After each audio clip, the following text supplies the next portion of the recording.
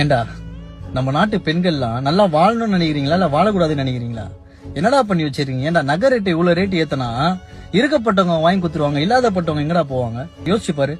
1 gram 16,000 ரூபாய் சொன்னா எவ்வளவு பேர் வந்து நார்மல் லைஃப், அதாவது 70% நம்ம தமிழ்நாட்டு மக்கள் வந்து பாத்தீங்கன்னா நார்மல் லைஃப் தான் வாழ்ந்துட்டு இருக்காங்க.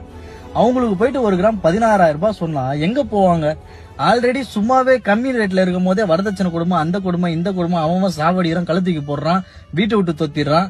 ஏகப்பட்ட பெண்களுக்கு வந்து லைஃபே வந்து போயிடுது. அது இல்லாம வந்து நகை ரேட்டு இவ்வளவு ஏத்துனீங்கன்னா பெண்கள்லாம் நம்ம நாட்டுல நிம்மதியா வாழணும்னு நினைக்கிறீங்களா இல்ல வாழக்கூடாதுன்னு நினைக்கிறீங்களா? ஒரு பொண்ணு அவங்கள வந்து விரும்புறாங்க, இல்லன்னா வந்து ஒரு கல்யாணம் பண்றாங்கன்னு ஒரு ஆசையா இருக்காங்கன்னு வைங்க. அங்க என்ன பண்ணுவாங்க? பொண்ணுக்கு எவ்வளவுப்பா போடுறீங்க? ஒரு 20 சவரம் போறீங்க, ஈஸியா வாய் கூசாம கேட்டுருவாங்க. பெண்கள் வீட்டு சரி யோசிச்சு பாருங்க. அவங்களும் அவங்க அப்பாவும் கஷ்டப்பட்டு ஒரு வேலைக்கு போவாரு, அவங்க வீட்லயும் கஷ்டப்படுவாங்க. எல்லாமே ஒரு கஷ்டம் தானே.